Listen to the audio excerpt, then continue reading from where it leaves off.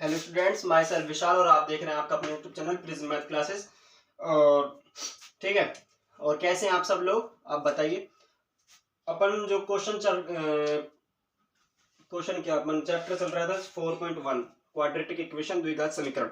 अपन इस पर थोड़ा डिस्कशन कर रहे थे और इसमें अपन ने पहला सवाल कर लिया था। पहले सवाल में सिर्फ द्विघात की जांच करनी थी और कुछ नहीं करना था। ठीक है, अपन चलते हैं अब सेकंड क्वेश्चन पर। क्वेश्चन नंबर सेकंड पर चलते हैं और आगे चलते हैं। क्वेश्चन सेकंड में देखिए 4 सवाल है। ठीक है, क्वेश्चन सेकंड में 4 सवाल है, तो अपन देखते हैं आगे। क्वेश्चन सेकंड का जो पहला सवाल है, पहले सवाल में देखिए क्या कहता है क्या नहीं कहता। पहले क्वेश्चन को पूरा पढ़िए, उसके बाद उसका आंसर को डिस्कशन कीजिए। कहता है कि निम्न स्थितियों को द्विघात समीकरण के रूप में निरूपित कीजिए। मतलब जो क्वेश्चन 2 है उसमें जो 4 सवाल दिए गए हैं उनको सिर्फ और सिर्फ द्विघात समीकरण में निरूपित करना है। ठीक है, अपन को कुछ नहीं करना, द्विघात समीकरण निरूपित करना है, कर देंगे, कोई दिक्कत नहीं है। पहले सवाल पढ़ते हैं कि एक आयताकार भूखंड का क्षेत्रफल दे रखा है। एक आयताकार भूखंड का क्षेत्रफल दे रखा है। क्षेत्रफल कितना दे रखा है? क्षेत्रफल दे रखा है 528 मीटर स्क्वायर और क्षेत्र की लंबाई मीटर में, चौड़ाई के दोगुने से अधिक है। हमें भूखंड की लंबाई और चौड़ाई ज्ञात करनी है। देखो, हमें सबसे पहले तो ये पता होनी चाहिए कि उसकी लंबाई क्या है और उसकी चौड़ाई क्या है। ठीक है, तो अपन को ना तो इसमें लंबाई का मालूम है ना इसमें अपन को चौड़ाई का मालूम है, तो अपन क्या करें, अपन मान लेते हैं। अपन कुछ भी मान सकते हैं, गणित के अंदर अपन कुछ भी मान सकते हैं, लेकिन अपन इसके अंदर लंबाई और चौड़ाई को मान लेते हैं। लेकिन मानने भी क्या, किस चीज को माने, तो एक बार क्वेश्चन को दोबारा पढ़िए कि एक आयताकार भूखंड का क्षेत्रफल दे रखा है 528 मीटर स्क्वायर। ठीक है, उसके बाद फिर कहता है कि क्षेत्र की लंबाई जो चौड़ाई के दुगने से अधिक है। जो क्षेत्र की लंबाई है ना, क्षेत्र की लंबाई है वो चौड़ाई के दुगने से अधिक है। इसका मतलब क्या हुआ कि अपन लंबाई क्या हुई, चौड़ाई के दुगने से अधिक, चौड़ाई के दुगने से अधिक। तो इसका मतलब चौड़ाई माने अपन। ठीक, चौड़ाई अपन कुछ मान लेते हैं, वो लंबाई के दुगने से अधिक हो जाएगी। तो अपन ने माना क्या, चौड़ाई। चौड़ाई को देखो बर्थ कहते हैं, चौड़ाई लिख देता हूं। माना भूखंड की चौड़ाई, या फिर सीधे लिख दीजिए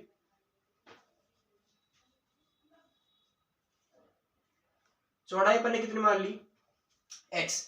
जब अपन ने चौड़ाई x मान ली है तो अब वो कह रहा है कि लंबाई चौड़ाई के दुगने से अधिक है। ठीक है, लंबाई चौड़ाई के दुगने से अधिक है, तो मैं मानता हूं लंबाई कितनी होगी, लंबाई लेंथ कितनी होगी, दुगने से, ये तो दुगना कर दिया, चौड़ाई का दुगना कर दिया, उससे अधिक। उससे अधिक कितना, अपन सबसे कम वैल्यू लेते हैं +1, उससे दुगने से अधिक। ठीक है, इसमें कोई दिक्कत नहीं आनी चाहिए। इसमें कोई दिक्कत हो तो बताइए। उसने कहा था कि चौड़ाई जो लंबाई है वो चौड़ाई के दुगने से अधिक है, अपने दुगने से अधिक कर दिया। अब वो अकॉर्डिंग टू क्वेश्चन देखिए कि क्वेश्चन क्या बोलता है कि क्षेत्रफल कितना दे रखा है, भूखंड का क्षेत्रफल। देखिए अकॉर्डिंग टू क्वेश्चन, या प्रश्न अनुसार भी कह सकते हैं अपन। ठीक है, प्रश्न अनुसार भी हो सकता है। अकॉर्डिंग टू क्वेश्चन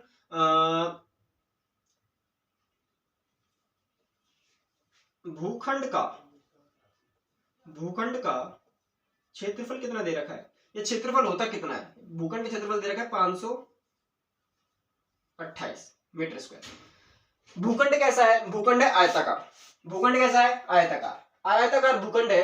तो देखिए आयताकार का जो क्षेत्रफल होता है वो कितना होता है, लेंथ इंटू ब्रेड्थ, मतलब लंबाई गुणा चौड़ाई। ठीक है, लंबाई गुणा चौड़ाई होती है, तो अपन को लंबाई गुणा चौड़ाई लिख दी बराबर 528। कोई दिक्कत नहीं होनी चाहिए यहां तक। तो लंबाई कितनी, लंबाई देखिए 2x + 1, तो लंबाई की जगह लंबाई लिख दी 2x + 1। चौड़ाई कितनी, चौड़ाई है x बराबर 528। इस x को इस अंदर वैल्यू से गुना करेंगे तो देखिए क्या आता है, 2x² प्लस में x बराबर 528। ठीक, अब इस 528 को भी मैं इधर ले आऊं, इधर लेके आता हूं, तो देखिए 2x² प्लस x माइनस का 528 बराबर 0। और अपन को क्वेश्चन में क्या बोला था, अपन को क्वेश्चन में ये बोला था कि सिर्फ और सिर्फ इस क्वेश्चन से एक द्विघात समीकरण का निर्माण कीजिए। या फिर उसने बोला था द्विघात समीकरण को निरूपित कीजिए। देखो द्विघात समीकरण में निरूपित है कि नहीं है, 2x², अधिकतम घात कितनी है 2, अधिकतम घात 2 है तो इसका मतलब 2 आ गया। उसके बाद देखिए x और 528, अधिकतम घात अपन को 2 देखनी थी, अपना क्वेश्चन आपके सामने, ठीक है।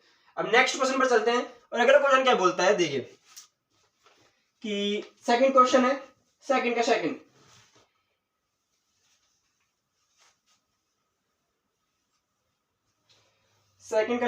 सेकंड क्वेश्चन देखिए क्या है कि दो क्रमागत धनात्मक पूर्णांकों का गुणनफल दे रखा है 306। दो क्रमागत पूर्णांकों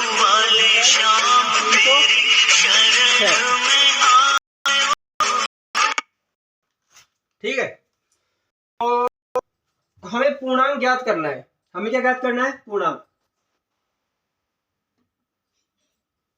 ठीक है।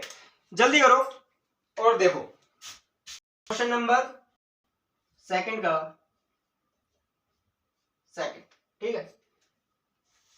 दो क्रमागत धनात्मक पूर्णांकों को गुणनफल ज्ञात करना है। तो सबसे पहले देखिए कि अपन कोई भी एक नंबर मान लेते हैं या फिर कोई भी एक मान मान लेते हैं कि माना, देखो माना को कहता है लेट, तो लेट वन नंबर या एक नंबर या एक संख्या कितनी मान लेते हैं, x मान लेते हैं, पहले संख्या क्या मान ली, x, ठीक। अब देखिए अपन को क्रमागत का मतलब समझ में आना चाहिए। सबसे जो छोटी बात है वो क्रमागत की मतलब की समझने की बात है, ठीक है। क्रमागत का मतलब कितना होता है, लगातार। अब मान लीजिए कि 1 2 3 4 5 6 7 8 9 10 ऐसे अपन मानते हैं, तो क्या ये क्रमागत रूप में है, क्रमागत रूप में है। देखिए मान लीजिए 1 2 3 4 5 ये मानिए, ठीक। 5 के बाद क्या आता है, 6 आता है, ये अपन ने मान लिया। एक छोटा सा एग्जांपल लेते हैं कि 5 के बाद क्या आ रहा है, 6 आ रहा है। इसमें कितना जोड़ा कि वो 6 बना। इसमें देखिए कि अपन इसका अंतर देखें तो इसमें भी 1 का अंतर आ रहा है, इसमें भी 1 का अंतर आ रहा है, इसमें भी 1 का अंतर आ रहा है। इसका मतलब क्या हो, क्रमागत रूप है, मतलब 1 का अंतर, मतलब 1 मान लीजिए। तो इसमें क्या मानूं कि क्रमागत संख्या जो कॉन्जुगेट नंबर है, क्रमागत संख्या क्या मान लिया, x+1। इसमें कोई दिक्कत हो तो बताइए, अगर इसमें कोई दिक्कत है तो बताइए, नहीं तो आपका सवाल हो चुका है, आपका सवाल हो चुका। अगर इसमें क्रमागत में कोई दिक्कत नहीं है तो आपका देखिए अकॉर्डिंग टू क्वेश्चन, प्रश्नानुसार देखिए।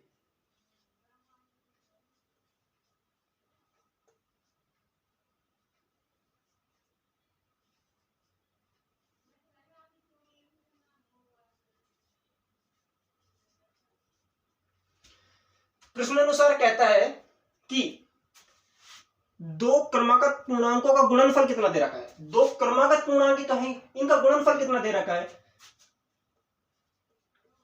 दो क्रमागत पूर्णांकों का गुणनफल कितना दे रखा है, 306। तो ये हो गया 306। दो क्रमागत पूर्णांक कौन सी, एक तो x है और x+1 है, इनको गुणा कर दीजिए, x है और दूसरी कितनी है, x+1 है, कितनी आ गई 306।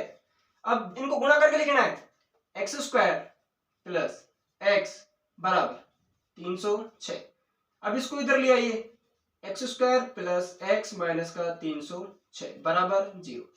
अपन को द्विघात समीकरण के रूप में निरूपित करना था तो द्विघात समीकरण के रूप में निरूपित कर दिया है, ठीक है। इसमें कोई दिक्कत है तो बताइए। देखिए इसमें बस क्रमागत का अंतर था, क्रमागत x होता है और x+1 होता है। इसमें अगर कोई दिक्कत हो तो बताइए। और थर्ड क्वेश्चन देखिए, थर्ड क्वेश्चन थोड़ा बड़ा है, इसे अपन अगली वीडियो में करेंगे, तो आप इसको नोट कर सकते हैं। अगर वीडियो अच्छी लगे तो लाइक कर दीजिएगा, ठीक है, चैनल को सब्सक्राइब कर दीजिएगा।